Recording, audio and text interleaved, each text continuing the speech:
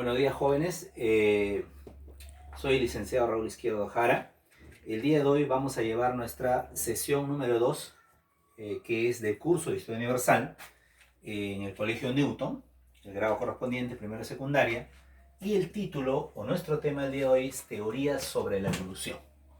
Quiero acá recalcar que la teoría sobre la evolución forma parte de una unidad más amplia en el conocimiento o el temario de Historia Universal, que correspondería a lo que sería la evolución humana, ¿no? En la cual se va a trabajar o tiene que ver con dos sesiones, ¿no? Una primera sesión, teoría sobre la evolución, y hay una más adelante que sería la hominización o el proceso de evolución, en este caso del hombre, ¿no? Entonces, lo que hoy vamos a hacer, quiero recalcar, es básicamente las teorías sobre la evolución, es decir, aquellos planteamientos, aquellos teóricos, pensadores, biólogos, grandes intelectuales, ¿no? Del siglo XIX, del siglo XX, que empezaron a plantear o dar ideas en base a su investigación, en el avance de la ciencia, sobre cómo fue la evolución.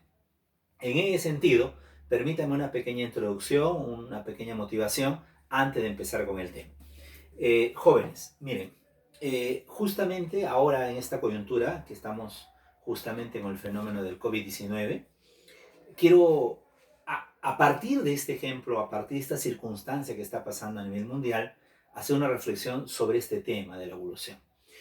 Veía hace un par de días Carlín, uno de los más grandes caricaturistas a nivel nacional acá en el Perú, que hacía, ¿no?, una caricatura muy interesante donde había unos animales, ¿no? En este caso unas aves, aves digamos, de la costa peruana, ¿no? Y estas aves, entre ellos hacían un diálogo. Y entonces una de ellas le decía a los alcatraces, ¿no? En este caso a otras aves le decía, ¿qué ha pasado? ¿No? ¿Por qué está libre la costa? ¿O qué está pasando? Y entonces el otro le decía, lo que pasa es que la plaga más grande de este planeta ha sido atacada por otra plaga. Entonces esa caricatura, muchachos, nos hace reflexionar. Nosotros no siempre hemos tenido el conocimiento que hoy tenemos, no siempre hemos tenido el avance biológico, el avance social, el avance psicológico, filosófico, científico que hoy poseemos. Todo lo que hoy poseemos a nivel de biología, de química, matemática, de historia o en general del conocimiento, y también todo lo que hoy somos a nivel de lo que es la evolución, en el sentido pues de la anatomía, de las manos, el cerebro, el lenguaje, lo psíquico es producto de miles y miles de años de evolución. Y eso ya es claro. O sea, hace 100 años, 200 años, 300 años, no era claro, no era profundo, no estaba esclarecido. Sin embargo, poco a poco los científicos fueron aclarando eso en base a la investigación. Hoy el conocimiento sobre la evolución tampoco está resuelto al 100% porque el conocimiento pues es amplio, ¿no? Como decía Sócrates, solo sé que nada sé. Sin embargo, se ha avanzado bastante. Y quería, a partir de esta caricatura, también reflexionar, a pesar de un avance, pues todavía tenemos viejos comportamientos o viejas secuelas, ¿no?, de esos instintos animales que nos llevan por el lado digamos, de someter, dominar. Y eso lo hago para reflexionar que al fin y al cabo nosotros tenemos en nuestros genes, tenemos en la evolución esos instintos, ¿no?, del mundo animal, del mundo de las especies. Y por eso es que esa caricatura daba a entender que de alguna manera lo que hoy está pasando, hay muchos indicios científicos de que podría ser inducido y hay mucha fuerza para indicar, podría haber también mucha influencia digamos, de intereses, ¿no?, mezquinos, de intereses lucrativos y todo esto. Eso como una introducción.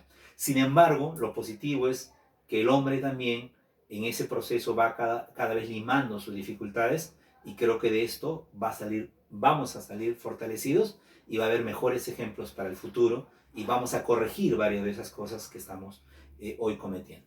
Bueno, entonces vamos a introducirnos ahora hacia nuestro tema de lleno, que es la teoría sobre la evolución. Quiero acá indicarles que allá por 1700, por 1800, nace la ciencia. Y la ciencia, al nacer, nace a raíz de la preocupación, del asombro, nace a raíz de que muchos coleccionistas muchos intelectuales, muchos pensadores, muchos sabios de esa época empezaban a preguntarse sobre los huesos, empezaban a preguntarse sobre las cuevas, sobre las pinturas rupestres, sobre huesos de animales grandes, sobre objetos, ¿no? de piedra y otros tipos de objetos. Entonces empezaban a pensar y eso empezaron a relacionarlo con las ideas que los habían formado, lógicamente por la influencia también de la religión, ¿no? Del catolicismo, el cristianismo y otras religiones, que llevaban por la explicación más creacionista. Entonces, en base a ese choque de dudas, esa problematización de estos intelectuales, empezó en ellos a nacer curiosidades y empezó a aparecer posibilidades explicativas diferentes, ¿no? A lo que en ese momento pues se le venía explicando a través en este caso de los dogmas, ¿no? de la Iglesia Católica.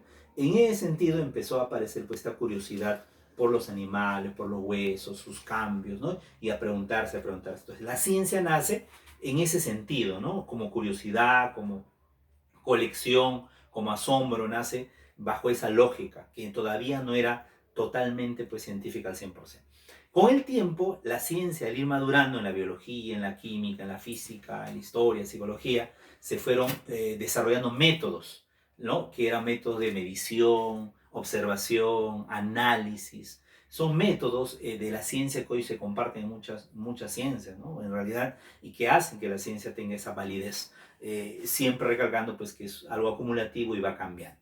Entonces, en ese sentido, hubo muchos intelectuales y hasta el día de hoy, si hiciéramos una lista de los intelectuales, de los sabios, de los pensadores que han aportado a la teoría de la evolución, hay un promedio pues amplio, ¿no? 20, 15 grandes teóricos, ¿no? Generalmente en las academias, en los colegios, dependiendo del grado, se va enseñando también una mayor amplitud de teorías. Ya cuando uno está en cuarto, quinto secundario en la academia se habla de unos 6, 5, ¿no? 7 teóricos más importantes.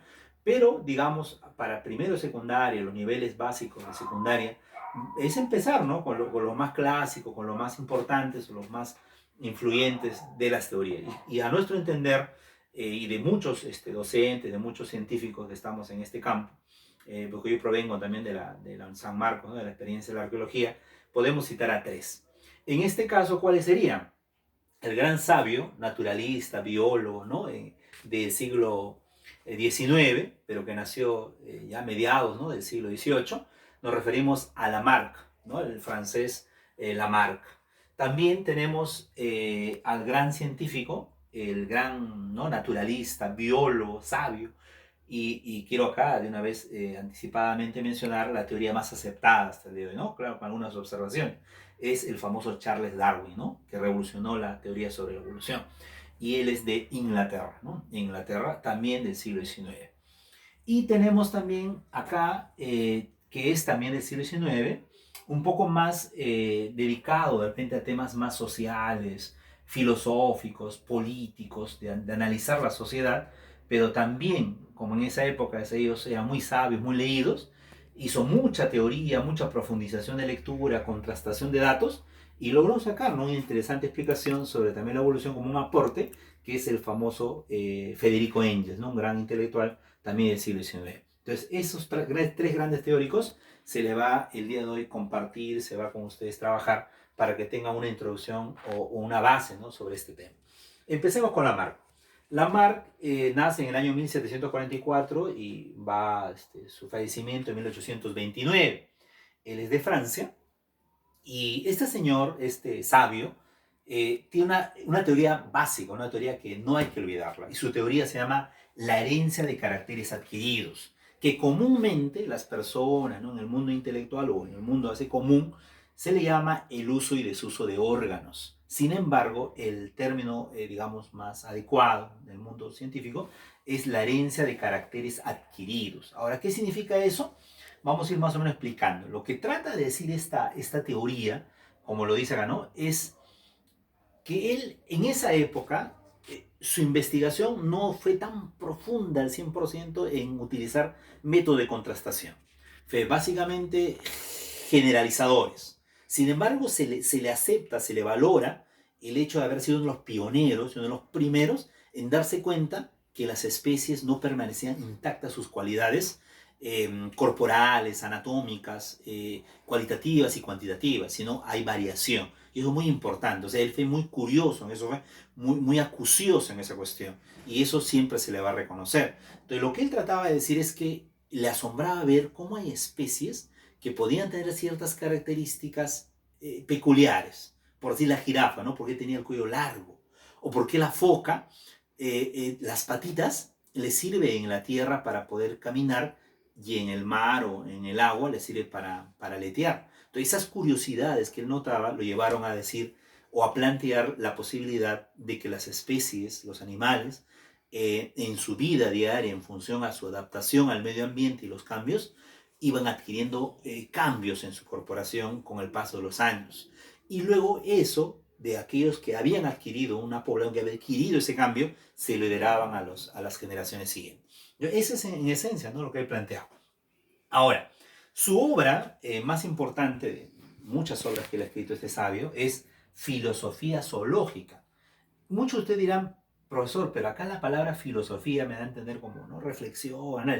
Y es correcto, ¿no? En el pasado filosofía no solo era decir, solamente reflexionar o ver una cuestión de pensamiento, solamente puro pensamiento de reflexión, sino filosofía era entendida como lógica, como tratado, como decir un nivel de conocimiento. Entonces, al decir filosofía zoológica, lo que estaba diciendo la obra era un estudio profundo, analítico, sobre la zoología. O sea, una profundización de conocimiento sobre la zoología.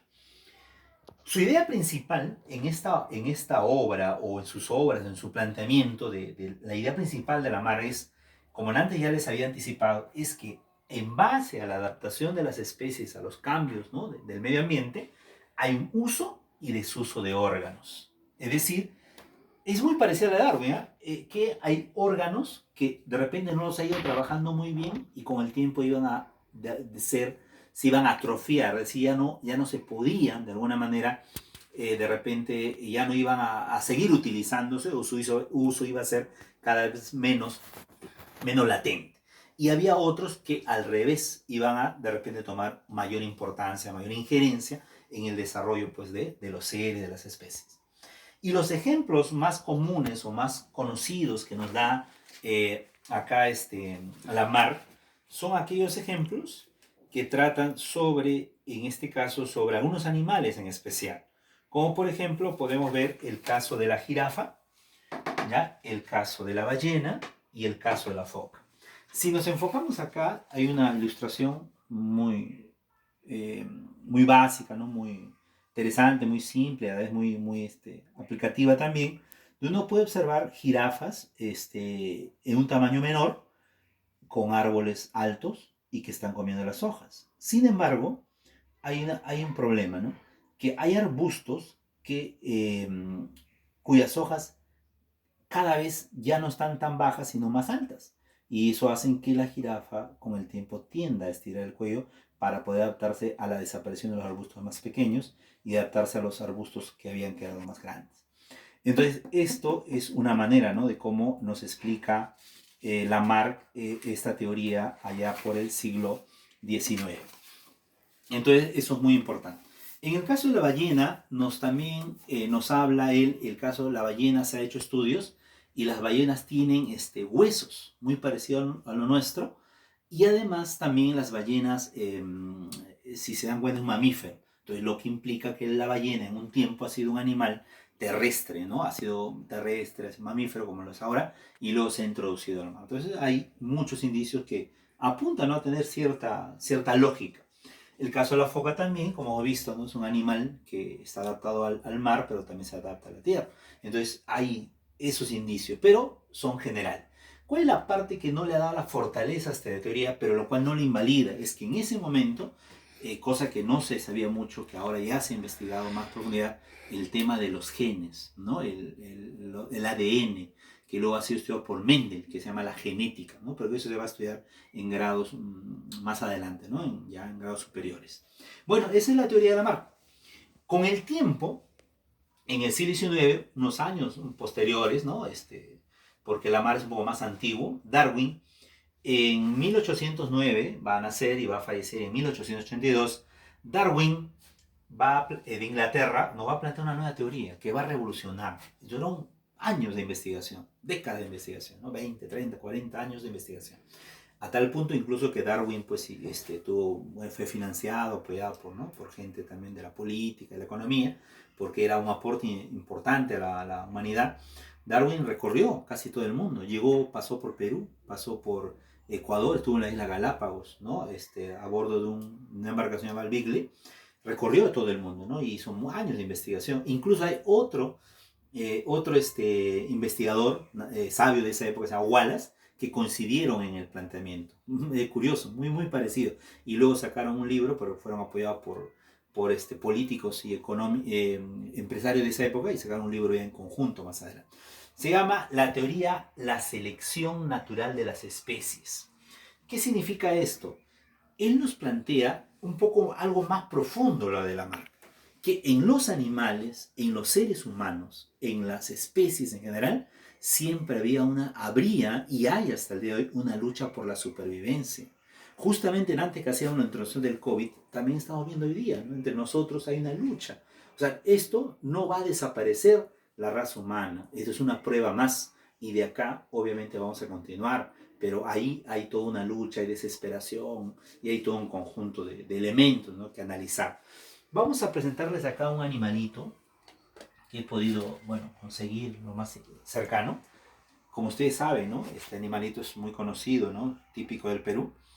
Pero este animalito, por ejemplo, esta especie que está acá, no toda la vida, no, tiene miles, ¿no?, de años esta especie. No siempre ha tenido las mismas características, ha ido variando. Si ustedes mismos se dan cuenta, hoy mismo, ¿no?, este mismo animalito, esta especie, tiene colores, tamaños, formas.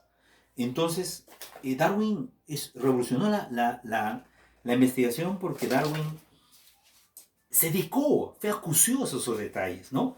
Por ejemplo, ustedes conocen los llamados hámster, ¿no? Los hámster conocen, por ejemplo, tenemos los ratones, tenemos las ratas, tenemos las ardillas. Entonces, ustedes saben que esto pertenece, ¿no?, a un grupo llamado los roedores. Entonces, como se dan cuenta, en muchos países, cuando nos ven comer el cuy, muchas veces nos critican, ¿no? Y a veces están comiendo ratas. Pero no es así, ¿no? O sea, si uno analiza filológicamente, taxonómicamente, no es una rata, ¿no? Es parte de ellos, ¿no? Pero en la taxonomía, quiero explicar, taxonomía son niveles, ¿no?, de evolución, de separaciones genéticas, digamos, son como primo hermano, ¿no? Pero no es, ¿no? Entonces, muy interesante ver eso. Pero le hacía como ejemplo para que entiendan pues cómo es la lucha por la supervivencia. Entonces, y quería terminar de ejemplo es que este animalito hace unos días ha quedado huérfano. Su mamá falleció, estaba, bueno, a 3, 4 días después del parto falleció, probablemente de un problema interno. Y son 3. Y curioso, ¿no?, que uno es más delgado, otro más gorditos, y entre ellos hay una especie hay una especie de lucha, ¿no? ¿Se dan cuenta? Este es mucho más delgado, pero está luchando por sobrevivir. Y ahora, bueno, se le está apoyando con leche, ¿no? Entonces, y su alimento. Pero igual, o sea, hay una lucha, ¿no? Entonces, eso es lo que trataba de entender Darwin. Cómo en las especies, en base a ciertas circunstancias del medio ambiente, del espacio, uno lucha por sobrevivir. Una lucha por sobrevivir. Y no necesariamente vence a veces el más grande. Puede ser que al final el más delgado pueda vencer. O sea, es una función de varios aspectos, ¿no? No solamente es fuerza o tamaño, ¿no? Es varias cuestiones, ¿no? Habilidades, astucia. Bueno, esto era como ejemplo para que se pueda ver un poco por dónde iba un poco Darwin, ¿no? Ahora, si retomamos esto, entonces, la selección natural de las especies tiene una obra que marca esta teoría, este planteamiento tiene varias obras, pero hay una obra en especial que marca un hito, ¿no?, que es el origen de las especies según la selección natural de las especies, ¿no? Valga la redundancia. El origen de las especies según la selección natural de las especies. Entonces, o el origen de las especies según la selección natural. Ahora, ¿Cuáles son aquellos factores que notaba Darwin en ese proceso de lucha de adaptación a los cambios? Y Darwin nos hablaba de la lucha por la supervivencia del más apto, lo que Nante decía. Y no entender acá la palabra apto como el más gordo, el más grande, el más fuerte, sino apto que involucra varios factores, en especial básicamente dos, que sería la parte de la fortaleza, la parte anatómica, pero ligado también a aptitudes internas de habilidades, ¿no? De habilidades, un poco también de, en este caso, de astucia, de toda esa cuestión. Y en el caso del ser humano, con más razón, entonces, porque el hombre cada vez se va a ir separando un poco del animal y va siendo más racional. En el caso de la variabilidad, eso es importante, como les comentaba. El hecho que existe en una especie varios tamaños, colores, formas, es muy importante, porque mientras más variedad hay más avance. Es como un salón. En un salón es importante que exista chicos de diferentes niveles. ¿Por qué? Porque se van ahí complementando, se van aportando. Entonces, por ejemplo, hay chicos que de más nivel pueden apoyar al otro y así acompañarse, ¿no? O sea, genera un poco más de competencia, como ¿no? Por ejemplo, hay chicos que a veces tienen buen nivel y necesitan otro más o menos de su mismo nivel. Pasando entonces con la variabilidad, como le estaba comentando, la variabilidad es importantísimo. Mientras haya más variedad, es más el nivel de avance, el nivel de evolución. La reproducción es básico, ¿no? Las especies que no reproducen tienden a desaparecer. Hay muchos animales que ahora están extintos, ¿no? Incluso actualmente se está hablando del árbol de la quina en las plantas, que va a apoyar bastante también al COVID, ¿no? Que ya en Francia se está investigando. Entonces, el árbol de la quina actualmente en el mundo solo existen 500 plantas. Y el Perú, básicamente, porque el Perú es la madre, ¿no? de la quina. Y entonces hay animales que han también dejado de existir, como el pájaro dodo, ¿no? Hay animales que están perdido extinción, como el delfín rosado, ¿no? El rinoceronte blanco, ¿no? Y hay tantos animales que hay. Entonces, el propio gallito las rocas, el oso, ¿no? El oso panda, entre otros. Ahora, el medio ambiente. El medio ambiente, ¿y por qué es favorable, entre comillas? Darwin, como investigó, analizó toda la parte de la naturaleza, dio a entender y le causó bastante curiosidad la cuestión del medio ambiente en el sentido de una flora, una fauna, agua, para que las especies puedan evolucionar. Sin embargo, quiero acá explicar que en el caso del ser humano no hay que tomarlo al pie de la letra. ¿Por qué? Porque en el caso del ser humano, el ser humano, como les decía, cada vez al ser más racional, un poco que lleva al revés esto. Es decir, que el ser humano se ha desarrollado en muchas culturas sociales de manera más apropiada en lugares donde ha habido esta carencia de estos elementos del medio ambiente, ¿no? En los animales probablemente sí, pero en el caso del ser humano, con el paso del tiempo ha sido un poco diferente, ¿no? Ha sido más bien el medio ambiente, ha sido al revés. Lo desfavorable ha permitido que el hombre surja mucho más, ¿no? Mucho más. O sea, de la crisis ha ido adaptándose, ¿no? Entonces, en todo esto al final hay una palabra que no debemos olvidar, ¿no? Que quizás por ahí también está, que es la adaptación. Entonces acá lo que Darwin daba a entender es que siempre hay una lucha y siempre hay una adaptación y finalmente hay los que van a triunfar, los que van a proseguir, ¿no? Los que van a seguir la especie o los genes, ¿no? De la especie que se va a adaptar. Y es la teoría más aceptada, claro, con algunas diferencias por ahí, ¿no? Ha ido ya mejorías con otras teorías de la genética, pero es la más apta y eso nunca se le va a negar y siempre va a ser importante en el devenir de la historia del ser humano. El otro gran teórico que quiero con ustedes compartir el día de hoy para ir terminando nuestra sesión es Engels, Federico Engels. Federico Engels, como les decía, más en el campo de la filosofía, la política, la economía, pero en esa época ellos eran sabios, todistas, ¿no? Conocían de muchas ciencias. Él es alemán y su teoría en este campo se llama la teoría biosocial. ¿Cómo es eso de la teoría biosocial? Es decir, teoría un poco que combina, no niega lo de Darwin, sino que la complementa con sus estudios de la sociología, de la sociedad y su análisis sobre el ser humano de un ángulo más de la parte netamente social. Entonces, por eso su teoría es biosocial, biosocial. Su obra más importante es un artículo, tiene libros, que se llama El papel del trabajo en la transformación de mono en hombre. Ahora, no significa que él nos está diciendo que el hombre va a cambiar de mono a hombre, porque hoy sabemos que nosotros no provenimos del mono, nosotros provenimos de los primeros primates, ¿no? Los monos son los términos actual que usamos para los que son de los ponques, de otra familia de los primates. Entonces, lo que él trató de decir es la transformación de esos primates hacia el hombre. Lo que pasa es que en ese tiempo pues no se tenía tan claro esa cuestión. ¿Cuál es la idea principal de Engels? La idea principal es que el trabajo reforzó, quiero que escuchen esto bien niños, que reforzó y dinamizó la evolución concatenadamente con lo biológico. ¿Qué significa eso? Significa que lo que él trataba de decir es que él no niega que el hombre haya tenido un proceso netamente biológico, que es el bipedismo, de lo que caminaba en 4 extremidades, puede ahora caminar en 2, o sea, eso no se niega, que hay ahí una parte mayormente biológica. Sin embargo, lo que él trataba de decir es que el bipedismo, y por eso acá están los factores, que el bipedismo junto a la mejoría del dedo ponible, esto de acá, el dedo ponible que antes estaba plegado a las manos, y la capacidad de mayor movimiento de las manos, gracias a eso, el dedo ponible y el bipedismo, junto al trabajo que empezó el hombre a empezar a chancar las piedras, a hacer herramientas, y junto al desarrollo del cerebro gracias al fuego y comer carne, así como el lenguaje, todo en conjunto, de manera paralela, concatenada, o sea, encadenada, permitió que la evolución sea más rápida. O sea, eso es lo que dice Engels. Es decir, no está diciendo que primero fue el bipedismo, el dedo ponible y luego el trabajo. Lo que está diciendo es que todo eso fueron, en un determinado momento, paralelamente unidas, concatenadamente, fueron trabajando juntas. El hombre fue trabajándolas todas a la vez y eso hizo que avance mucho más.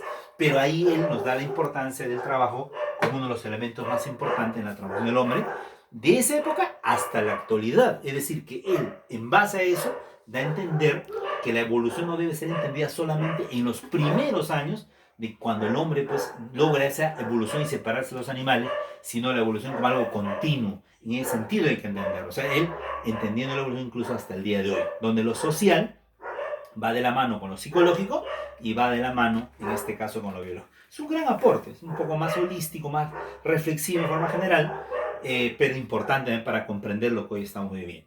Pero si vamos al plano básicamente biológico puro, sería el de Darwin, pues el de mayor aporte, de impacto, ¿no? Por su sagacidad, por sus detalles, ¿no? Sus precisiones, ¿no? Sus largo, ¿no? Acopio de datos, de informes, de investigación que han revolucionado. Y solamente para ir terminando algo negativo, no de Darwin, sino de muchos que cogieron a Darwin, que lo trataron de llevar por el lado social también, que se llama el darwinismo social, donde dijeron, así como hay animales que son más aptos y menos aptos, también dijeron hay seres humanos aptos y menos aptos y empezaron a justificar el racismo y justificar también el sometimiento de unos a otros. Y eso se vio en la Segunda Guerra Mundial con Adolfo Hitler y otros grandes pensadores por el racismo, ¿no? Incluso hasta ahora hay personas que piensan de esa manera, ¿no? Una manera irracional. Bueno, hasta ahí sería este tema de las teorías sobre la evolución. Muchachos jóvenes, lo que yo quisiera es que esto les sirva como una introducción para que ustedes puedan investigar cómo, ¿no? Empezaron a plantear estas ideas y cómo a partir de esto quede claro que sí, ¿no? Lo que hoy podemos decir que somos parte de una evolución y seguimos en evolución y bueno, y nos vamos a transformar y va a haber crisis, va a haber problemas, pero para todo eso siempre hay que utilizar lo que va uno como el raciocinio, el conocimiento. Algo solamente chiquito, de repente acá tengo un alumno invitado, un único alumno tengo, va a hacer una pregunta, entonces lo vamos a escuchar. A ver, jovencito niño, lo escuchamos. ¿Cuál es su pregunta? Profe, ¿cuál de las tres teorías es la más comprendida y cuál es su conclusión? Muy bien, jovencito. Mire, de las tres teorías, como le decía, todas, primero son importantes las tres, van complementándose y sumando, así como otras que mencioné Mendel.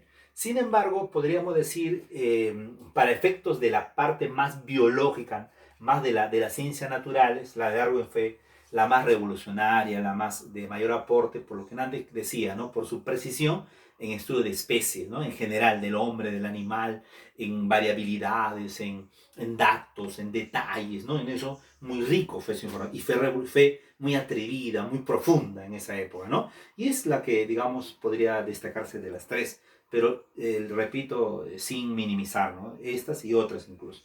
Y mi conclusión, como antes le decía, es que el tema de la evolución es un tema que nos apasiona bastante y no ha terminado, va a continuar. Incluso, quiero decir algo muy pequeño, que hace poco se está investigando, que quiero que sepan esto, que antes se pensaba que el Homo sapiens, el Neandertal, el Cro-Magnon, vivieron separados. Hoy se sabe, niño, que coexistieron. incluso pudieron haber tenido contactos. Entonces, así hay muchas investigaciones que van a ir apareciendo, que todavía desconocemos, ¿no? Y con el tiempo cada vez va a ir quedando un poco más claro. Y para finalizar, debemos esto aplicar a lo que hoy estamos pasando. Entonces, la conclusión final sería que hoy lo que estamos viviendo nos debe hacer reflexionar que el ser humano, en su evolución, hay tres factores que siempre han ido creándose o recreándose. El factor biológico, el factor social y el factor psicológico. Si esos tres elementos no lo tomamos en cuenta al entender la evolución y lo que hoy estamos viendo con esto de la pandemia, simplemente damos un enfoque equivocado. El enfoque tiene que ser esos tres niveles: biológico, social y psicológico. Y en base a eso también debe ser la respuesta. Entonces, hasta ahí sería la presente sesión. Muchas gracias y se le va a después dejar una tarea adicional y ya nos vemos en la tercera sesión.